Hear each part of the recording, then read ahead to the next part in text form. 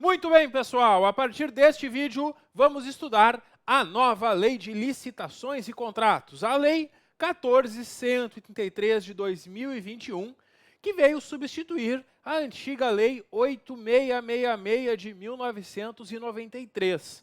Ainda por um tempo, as duas leis vão coexistir, mas em pouco tempo nós teremos somente a Lei 14.133 regendo as licitações e contratos. A nossa aula é voltada para provas de concursos públicos. Então eu vou mostrar para vocês como eu imagino que isso vai ser cobrado nas provas de concurso público, dando todas as explicações necessárias para que vocês consigam entender a nova lei de licitações, sempre fazendo algumas comparações com a antiga lei, porque eu sei que muitos de vocês estudaram e conheceram a antiga lei também. E no final, para ajudar vocês no estudo para a prova, eu vou preparar um simulado para vocês com questões que eu imagino que possam ser cobradas sobre essa nova lei de licitações. Bom, pessoal, chega de conversa, vamos ao que interessa, vamos ao trabalho. A nova lei de licitações é muito importante porque ela está adaptada à nossa realidade atual. A lei de 1993, a lei 8.666, tinha muitas disposições já em desuso, já ultrapassadas, e agora nós temos uma lei muito mais moderna, muito mais adaptada ao que interessa. Bom, temos que começar o estudo dessa lei falando no âmbito de aplicação. A quem que se aplica esta lei? Praticamente a toda a administração pública. Nós vamos encontrar uma pequena exceção, mas em regra, quem é que está abrangido então nesta lei de licitações? A União, e aí a gente entende todo o governo federal, Presidência da República, ministérios, todos os estados e o Distrito Federal, os governos estaduais, todos os municípios, as prefeituras, autarquias de todos eles, fundações de todos eles. Sentiu falta de alguém aqui? Sentiu, né? Sabe quem é que está fora? Empresas públicas e sociedades de economia mista. O parágrafo 1º prevê que não são abrangidas por esta lei. Professor, quer dizer que uma empresa pública e uma sociedade de economia mista, como o Banco do Brasil, como a Caixa Econômica Federal, não precisam fazer licitação? Precisam sim, mas eles não são regidos por esta lei. Mas o que vai reger eles então? A lei das estatais, a Lei 13.303, que prevê que elas vão ter os seus próprios regulamentos de licitações. Então, assim, essas entidades precisam licitar também. A empresa pública e a sociedade de economia mista não está liberada de licitar, mas não é abrangida por esta lei. Por quê? Porque tem uma outra lei, que é a Lei das Estatais, que prevê as regras principais sobre licitações e prevê também que elas terão seus regulamentos. Então, pessoal, para fins de prova de concurso, cuidado. Se uma questão afirmar empresa pública e sociedade de economia mista estão dispensadas de licitar, certo ou errado? Errado. Por quê? Porque elas não estão dispensadas de licitar. Elas só não são abrangidas por esta lei. Agora, uma outra questão, já sobre a nova lei de licitações. De acordo com a Lei 14.133, aplicam-se as disposições da Lei 14.133 à empresa pública e sociedade de economia mista? Errado, porque não se aplicam. Então, percebam uma coisa, empresas públicas e sociedades de economia mista não estão dispensadas de licitar, mas não são abrangidas por esta lei, porque esta lei abrange União, Estados, Distrito Federal, municípios, suas autarquias e suas fundações. A empresa pública e a sociedade de economia mista não vão seguir esta lei quando forem licitar, vão seguir a lei das estatais e o seu regulamento. Tranquilo? Quem mais, pessoal? Poder legislativo e judiciário de todos eles. Então, quando o Senado, quando o Congresso Nacional, quando a Câmara dos Deputados, quando uma Assembleia Legislativa Estadual, quando a Câmara Legislativa do DF, quando uma Câmara de Vereadores precisa contratar algo, vai fazer licitação. Assim como o Judiciário, STF, STJ, Tribunais Regionais Federais, Tribunais Regionais do Trabalho, Tribunais Regionais Eleitorais, Tribunais de Justiça dos Estados, todos eles vão também fazer licitações e são regidos por esta lei. Assim como fundos especiais e demais entidades controladas pelo poder público. Então aqui está a abrangência e pode ter certeza que o que vai chover em prova de concurso é que a empresa pública e a sociedade de economia mista não é abrangida por esta lei. As bancas vão tentar te enganar dizendo que elas são abrangidas. Claro que você não vai cair nessa, porque você já sabe qual é a abrangência da nova lei de licitações. Maravilha. Vamos adiante. O parágrafo 2º prevê que as contratações realizadas no âmbito de repartições públicas sediadas no exterior, consulados do Brasil ou embaixadas do Brasil no estrangeiro, vão obedecer peculiaridades locais e princípios básicos desta lei, na forma de regulamentação específica a ser editada por ministro de Estado, claro que vai ser o ministro lá das Relações Exteriores. Pessoal, aqui nós temos então uma brecha, uma abertura, porque quando uma embaixada ou um consulado está situado fora do Brasil, dependendo do país onde está situado, pode ser que não seja plenamente possível utilizar essa lei. Mas vão se utilizar os princípios básicos. E quais são os princípios básicos? Os princípios básicos aqui que nós temos principalmente de moralidade, de impessoalidade, de não dar preferências pessoais. E claro, os princípios básicos desta lei vão ser regidos também, vão ser seguidos também por consulados e embaixadas. É uma pequena brecha, então, eles não são obrigados a seguir literalmente cada artigo desta lei, mas vão seguir pelo menos os seus princípios, adaptando, claro, a peculiaridade de cada lugar onde precisa ser feita a contratação. Bom, licitações que envolvam recursos provenientes de empréstimo ou doação, oriundos de agência oficial, de cooperação estrangeira ou organismo financeiro que o Brasil seja parte, podem ser admitidas algumas peculiaridades. Podem admitir condições que decorram de acordos internacionais, que o Brasil seja parte, e para o Brasil ser parte do acordo internacional, ele tem que ser aprovado pelo Congresso Nacional e ratificado pelo presidente. Ou ainda, condições peculiares à seleção e contratação constantes de normas de agências ou organismos, desde que sejam condições exigidas para que se obtenha um empréstimo, uma doação, desde que não conflite com os princípios da nossa Constituição Federal e desde que sejam indicadas no contrato de empréstimo ou doação e tenham sido objeto de um parecer favorável do órgão jurídico do ente contratante do financiamento antes de celebrar o contrato. Com essas condições, pode ter algumas peculiaridades também nesses casos.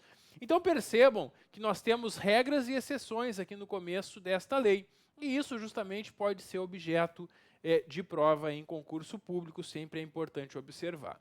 Ao longo da nossa aula, vocês vão perceber que eu não vou fazer a leitura de todos os artigos, porque tem alguns artigos e parágrafos que têm uma chance menor de cair. Então, quando aqui na aula eu pular algum artigo ou algum parágrafo, não quer dizer que ele não vai cair na tua prova. Quer dizer que tem menos chance e é importante que vocês, após assistirem às aulas, façam a leitura de todos os artigos e parágrafos, inclusive aqueles que eu não mencionar.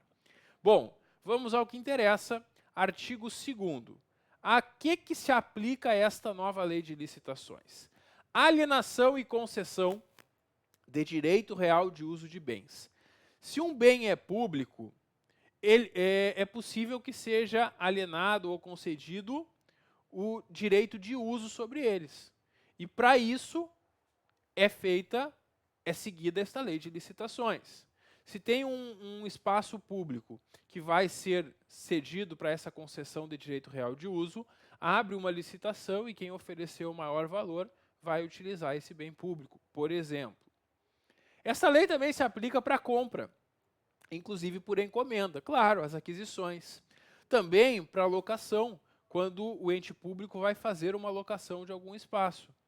Para concessão e permissão de uso de bens públicos, para a prestação de serviços, inclusive serviços técnicos profissionais especializados. A gente já vai ver quais são esses serviços e ao longo dessa lei nós vamos ver várias peculiaridades envolvendo eles. Para contratar obra e serviço de arquitetura e engenharia, tanto o projeto como a execução da obra em si. E para contratações de TI, tecnologia da informação e comunicação. Bom, e o que não se subordina a esta lei? Não se subordina ao regime desta lei contratos que têm objeto operação de crédito, interno ou externo, e gestão de dívida pública. Esses contratos financeiros não são regidos pela lei de licitações. E também contratações sujeitas a normas previstas em outra legislação. Então, nós temos um campo grande de aplicação aqui da lei e as exceções, que eu imagino que em prova, o que vai vir para tentar te confundir, vai ser essa situação. Contratação que tem objeto operação de crédito tem que seguir a lei de licitações. Certo ou errado? Errado, porque não está subordinada ao regime desta lei. Bom, também aplica-se às licitações e contratos desta lei as disposições da Lei Complementar 123. A Lei 123 é o chamado Estatuto da Microempresa e da Empresa de Pequeno Porte. Empresas menores possuem alguns benefícios aqui no país, justamente para que elas possam entrar no mercado concorrencial com grandes empresas. E lá nos artigos 42 a 49 da Lei 123, nós temos uma série de privilégios, inclusive na participação de licitações. Tem lá, inclusive, a figura do impact ficto, que é uma oportunidade para a pequena empresa poder cobrir propostas de grandes empresas em alguns casos. E tudo isso que está lá na Lei 123 se aplica aqui à nossa Lei de Licitações. Então, se na hora da prova a banca afirmar que as disposições do Estatuto da Microempresa não se aplicam às licitações desta lei, está errado, porque se aplicam. Professor, e o que é uma microempresa ou empresa de pequeno porte? A Lei 123 define que é microempresa, isso está lá na lei, isso não está aqui na Lei de Licitações. Eles não vão te perguntar isso em prova, mas só para que vocês saibam. A microempresa é aquela que tem receita bruta igual ou inferior a R$360 mil por ano. Já a EPP é aquela que tem no ano uma receita superior a 360 mil, mas igual ou inferior a R$4.800.000. É isso que nós temos, então, como microempresa e empresa de pequeno porte, que são beneficiadas por algumas disposições lá da Lei Complementar 123. Bom, essas disposições aqui da Lei Complementar 123, ou seja, as preferências estabelecidas para as empresas de pequeno porte, não vão ser aplicadas sempre e sem nenhum limite. Nós temos algumas exceções, situações que as empresas de pequeno porte não serão beneficiadas por aquela regra. Quando isso acontece? Primeiro, no caso de uma licitação para aquisição de bens ou contratação de serviços em geral, a item cujo valor estimado for superior à receita bruta máxima admitida para fins de enquadramento como empresa de pequeno porte. Por isso que eu coloquei para vocês entenderem. Pessoal, qual é o valor limite para minha empresa ser uma empresa de pequeno porte? R$4.800.000. Então, se a minha empresa tiver algum serviço ou alguma venda que ela vai ter uma receita bruta no ano superior a R$4.800.000, o que acontece com ela? Ela deixa de ser uma empresa de pequeno porte. E se tem uma empresa hoje que existe e que é enquadrada como de pequeno porte, se essa empresa vencer uma licitação e nessa licitação o valor da licitação é maior do que o valor limite para ser empresa de pequeno porte, ela não pode ser beneficiada pelo fato de ser empresa de pequeno porte. Por quê? Porque ao vencer a licitação, ao assinar esse contrato, ela vai deixar de ser empresa de pequeno porte. Então, existe uma vantagem para as empresas de pequeno porte dentro desse limite de valor. Se a licitação tem um valor maior do que o próprio limite, não vai ter essa vantagem. Então, numa licitação que tenha um valor total maior do que 4.800.000 reais, nenhuma empresa de pequeno porte vai poder ser beneficiada. Porque se ocorresse benefício, estaria se beneficiando uma empresa que não vai mais ser de pequeno porte. Essa é a lógica, essa é uma disposição bem interessante. Mesma coisa para a contratação de obras e serviços quando o valor ultrapassar. Bom, a obtenção de benefícios é limitada a microempresas e empresas de pequeno porte que no ano calendário ainda não tenham celebrado contratos com a administração cujos valores somados extrapolem aquela receita máxima. Claro, porque se a empresa já tem contratos, já venceu outras licitações, e só com os valores que ela vai ter naquele ano, ela já vai deixar de ser empresa de pequeno porte, ela não pode continuar sendo beneficiada numa licitação. É isso. E nas contratações com prazo de vigência superior a 1 ano, é considerado o valor anual do contrato. Então, vejam só, se tem uma licitação que o valor total dela vai ser de 5 milhões, mas a execução dela vai levar mais de 1 ano, não vai ter problema que a empresa de pequeno porte ganhe. Porque se for 5 milhões em 2 anos, seria 2.500.000 por ano. E aí a empresa estaria dentro do limite ainda. Essa é a lógica. Muito bem. Então é isso sobre a aplicação da lei e sobre a questão do Estatuto da Microempresa relacionado aqui com a Lei de Licitações. Maravilha! Vamos agora conhecer os princípios aqui do artigo 5º e a lei inova, aumentando a lista de princípios. A Lei 8666, lá no seu artigo 3º, já tinha uma grande lista de princípios. Agora temos uma lista ainda maior. Bom, quais são os princípios que devem ser observados? Eu coloquei eles nesse quadro para ficar mais fácil da gente memorizar. E a gente começa com o que a gente já conhece lá da Constituição Federal. Vocês já conhecem o LIMP, né? Se vocês memorizarem a palavra LIMP, vocês memorizam os 5 princípios que estão no artigo 37 da Constituição Federal. Legalidade, impessoalidade, moralidade, publicidade e eficiência. Tranquilo, como não podia deixar de ser, a lei copia esses princípios. Que mais? Ela traz outros princípios. O princípio do interesse público, afinal, a atuação da administração pública é sempre para buscar, para alcançar o interesse público, o interesse da coletividade. A probidade administrativa, que é a ideia de honestidade. A igualdade, dando condições iguais para todos. Planejamento, isso é muito essencial. Planejamento é algo essencial no serviço público, é algo que falta muito. Por quê? Qual é a ideia do princípio do planejamento? Se os entes públicos planejarem da melhor forma as suas compras, as suas contratações, vão ter padronizações que vão fazer com que o preço diminua e o serviço ou a aquisição seja o mais eficiente possível. Por isso é importante haver planejamento. Princípio da transparência, como não poderia deixar de ser, sempre tudo que acontece no âmbito de licitações deve ser dado transparência, para a gente saber que os órgãos públicos estão seguindo todas as regras da legislação e todos os princípios que a gente está vendo aqui. A eficácia é a produção de efeitos. E a gente tem que ter eficácia nas licitações, elas têm que produzir os efeitos desejados. Segregação de funções é separar, dividir as funções. Isso é muito importante, que nos órgãos públicos tenham pessoas, cada uma com as suas atribuições. Que não fique uma pessoa só responsável por tudo. Que cada um tenha a sua função e juntos possam executar da melhor forma.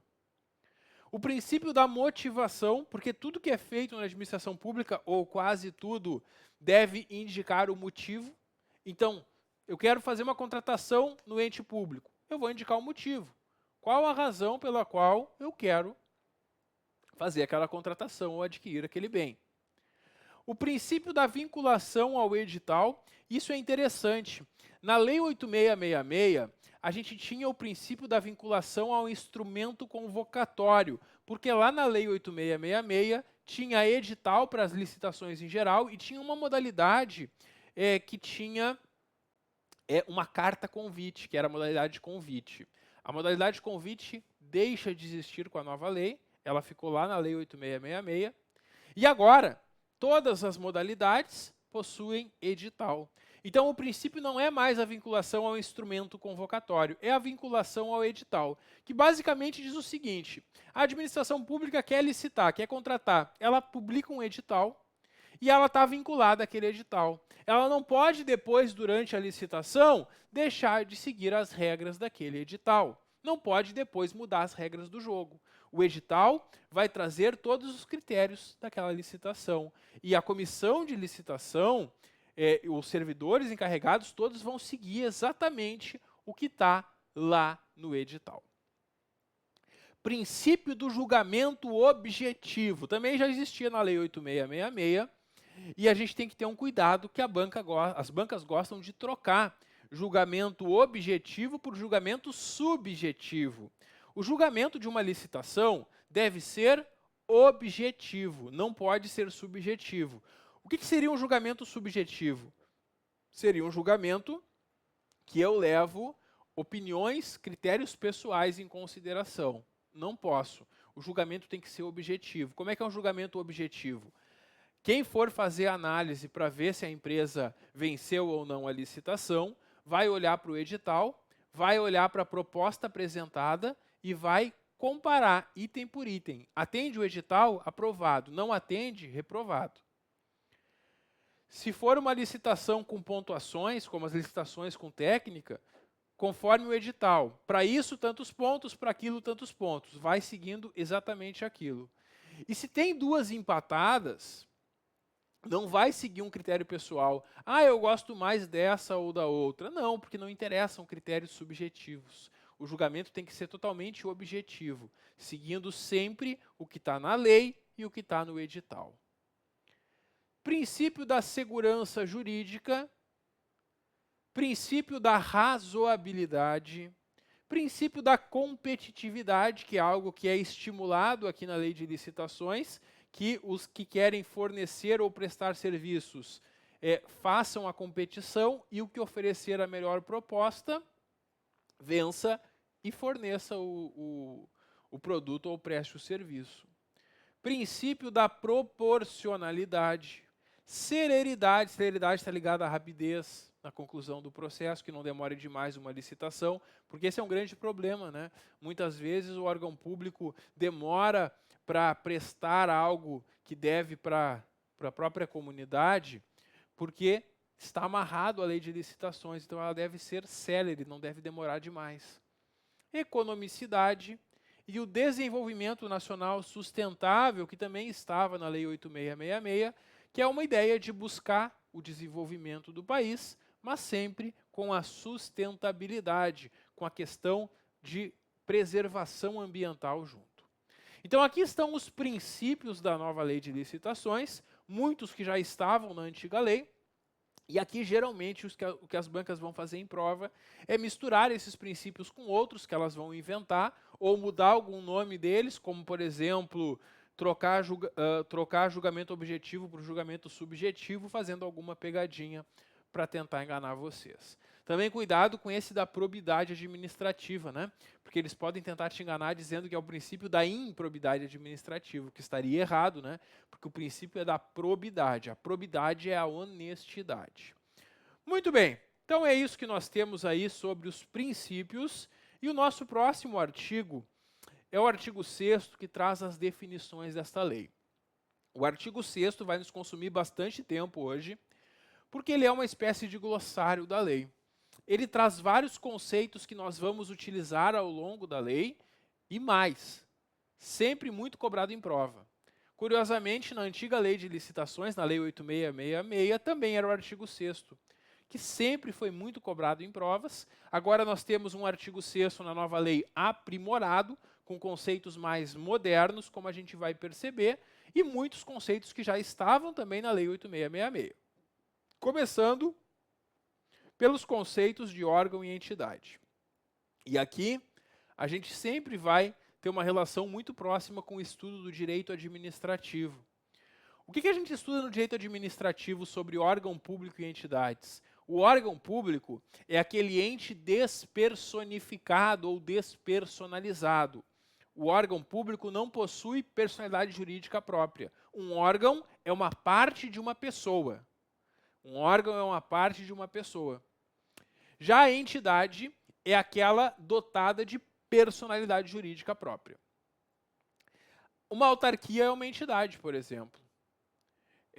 Uma fundação é uma entidade, porque possuem personalidade jurídica própria. Um ministério, uma secretaria estadual, uma secretaria municipal são órgãos que não possuem a personalidade jurídica. Então, a definição aqui segue muito o que a gente já sabe do direito administrativo, que órgão é uma unidade integrante da estrutura da administração direta, como uma secretaria, um ministério. E uma entidade é uma unidade de atuação que tem personalidade jurídica, como uma autarquia ou uma fundação, por exemplo. Segue com os conceitos de administração pública e administração. E vocês vão perceber que muitas vezes a gente vai falar aqui ao longo da lei somente no termo administração e às vezes falando em administração pública. Quando fala em administração pública, está se referindo a algo mais abrangente. O que é administração pública? É toda a administração pública direta e indireta da União, Estados, Distrito Federal e município, e inclusive as entidades com personalidade jurídica de direito privado que estão sob controle do poder público e as fundações instituídas e mantidas. Então, sempre que fala em administração pública, está falando do todo, de toda a administração pública do Brasil, em todas as esferas. Agora, quando falar em administração, está falando naquela que está atuando num contrato. Então, se existe uma licitação entre uma prefeitura e uma empresa para firmarem um contrato, quando, ao longo dessa licitação, eu me referir à administração, eu não estou falando sobre todos os órgãos públicos, eu estou falando sobre a prefeitura, que está atuando, que está contratando. Então, sempre que essa lei falar em administração, ela está falando sobre aquela entidade pública que está celebrando o contrato ou realizando a licitação. Então, a administração pública é mais abrangente, a administração é aquela que está realizando a licitação ou contrato. A gente vai ter também os conceitos de agente público e autoridade. A autoridade é um agente público. O detalhe é que a autoridade é o agente público que tem poder de decisão.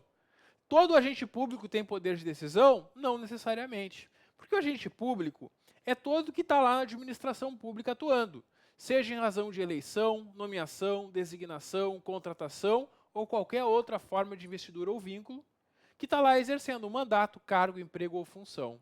Então, o agente público é qualquer um que está trabalhando, que está atuando na administração pública. Já a autoridade é aquele que está lá e tem poder de decisão. É aquele que tem a caneta. É isso aí. Aí vem um conceito bem tranquilo, né? Conceito de contratante e contratado. Quem é o contratante aqui em licitações? Sempre o contratante é a administração pública. E é interessante que o contratante é uma pessoa jurídica. Um órgão público pode ser o contratante? Não, porque o órgão público representa uma pessoa jurídica. Então, quando uma secretaria estadual quer fazer um contrato, quem vai assinar o contrato, quem vai constar como parte, não é a secretaria estadual, é o Estado. É o Estado que consta. Quando o Ministério quer fazer um contrato, não é o Ministério que vai constar, é a União. Porque é a pessoa jurídica que pode ser o contratante. É sempre uma pessoa jurídica. Já o contratado pode ser uma pessoa física ou jurídica, ou pode ser até um consórcio de pessoas jurídicas, um consórcio de empresas que está assinando o contrato. Então, contratante sempre é o ente público, contratado sempre vai ser a empresa, consórcio de empresas, pessoa jurídica ou pessoa física que está assinando aquele contrato. Maravilha. Temos o conceito de licitante. O licitante é quem está participando da licitação. A pessoa física ou jurídica ou consórcio de empresas que participa ou manifesta a intenção de participar do processo licitatório, sendo equiparado o fornecedor ou prestador de serviço que, em atendimento à solicitação da administração, oferece proposta. Aquele que é convidado a oferecer uma proposta em uma licitação é também considerado licitante. Bom, aí temos uns conceitos muito utilizados ao longo da lei, que é o conceito de compra. A compra é a aquisição remunerada de bens, que eu posso comprar para fornecimento de uma só vez ou parcelado, e é considerado compra imediata quando é com prazo de entrega de até 30 dias da ordem de fornecimento. Serviço, que vai ser atividade em conjunto, ou uma atividade ou um conjunto de atividades para obter alguma utilidade, um serviço que é prestado, e é muito comum que os entes públicos façam licitações para a contratação de serviços dos mais diversos tipos. E tem a obra, né? A obra, que vai ser aquela atividade que é privativa de arquiteto e engenheiro, que implica numa intervenção no meio ambiente por um conjunto harmônico de ações que formam um todo que inova o espaço físico da natureza ou acarreta uma alteração substancial das características originais de um bem imóvel. Esse é o conceito técnico de obra que está colocado aqui no nosso glossário também.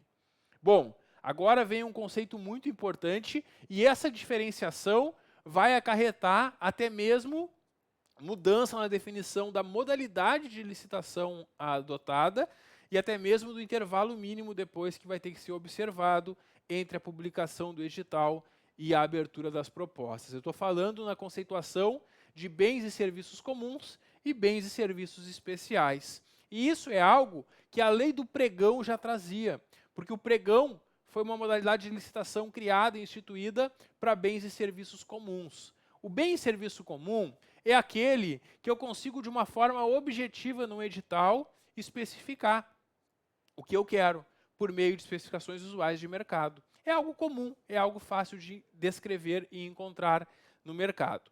Já um bem e serviço especial é algo muito diferenciado. É algo que vai ter que ser feito especialmente para essa contratação. E por sua alta heterogeneidade ou complexidade, não tem como descrever como comum, não tem como descrever facilmente. Para isso, para um bem ser caracterizado como um bem e serviço especial, tem que ter uma justificativa prévia do contratante, e aí ele vai ter um procedimento diferenciado. Já para o bens e serviço comum, a gente vai ter como regra a utilização do pregão, né, que continua existindo como modalidade licitatória, agora o pregão está dentro desta lei. Bom, temos ainda os conceitos de serviços contínuos ou não, mas esses conceitos eu vou explicar para vocês no próximo vídeo. Dá um clique que eu já volto. Até logo!